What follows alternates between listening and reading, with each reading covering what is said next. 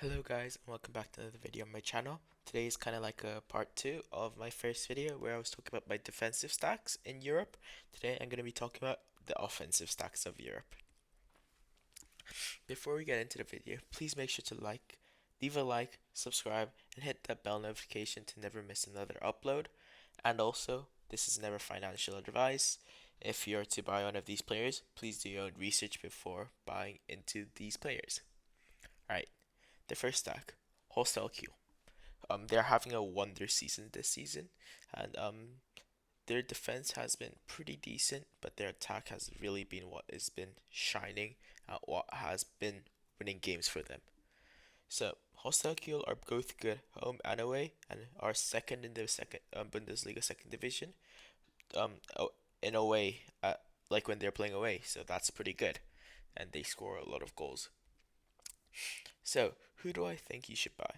Lewis Holtby and Finn Porath as your midfielders, and then Steven Skriversky. Finn Porath plays a bit more of a defensive fullback role, but he goes up to win crosses, take shots, but also as a midfielder card, he gets those tackles, duels ones, and interceptions. He's has the capability of getting decisive scores and AA scores. Holtby is more of like a center mid. He's a box to box player. He will get you those AA scores, but also he can get you that assist and a goal here or there. Then there's Skivetsky. He's more of a center forward striker type of guy, but he can also play a bit lower. He has been in and out with injury, but he's a bit older, a veteran of 30 years old and 32 years old, but a very solid player. He also has a midfielder card, and Finn Porath also has a forward card in their older seasons, which could also be a decent pickup. If you do not want to pick up Swirsky, there is another player called Machino. He is also a pretty good player, and as you can see, affordable. This is an amazing price in my opinion for this Hostel Kiel stack. Yes, they might get promoted next year to the Bundesliga, but that means you get champ utility. The next stack is a bit of a premium. It's a Racing the Santander stack, and it's mostly a premium because of the forward. Both forwards are very expensive, with 0.0076 and 0.0071 for the two strikers. However, they are amazing. As you can see, they have the capability of scoring AA and decisive, which is amazing.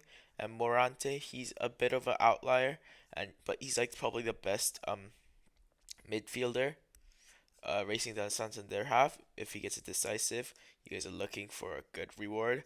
Personally, I wouldn't. If I was to go for Racing the Santander stack, I'd only get the two forwards and get a defensive stack, which was shown in the previous video.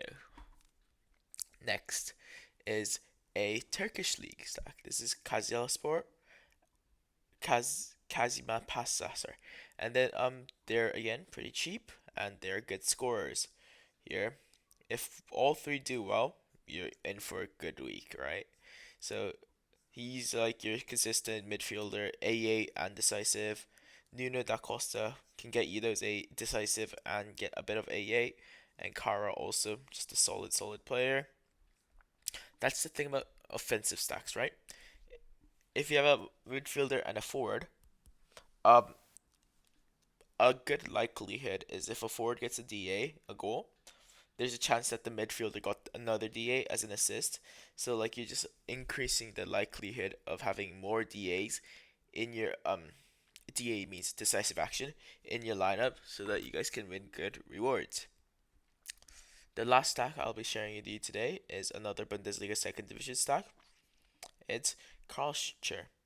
So they've been having a rough start of the season, but the second half of the season they've been on the rise.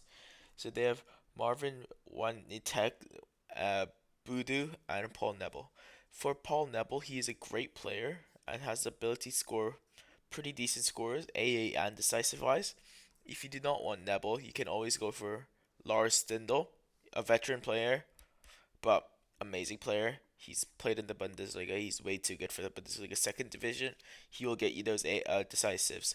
Um, they KSC also have another striker of Matanovic. He is a bit more expensive, but again, he scores really well. He's a bit more this Buda guy is a bit more of the budget option. And then Marvin Matanovic, He's just really good. If he gets a decisive, he's getting those high 90s, high 80s. Otherwise, he gets decent AA as well. I hope you liked this video. Please make sure to leave a like and subscribe, and I'll see you soon. Goodbye.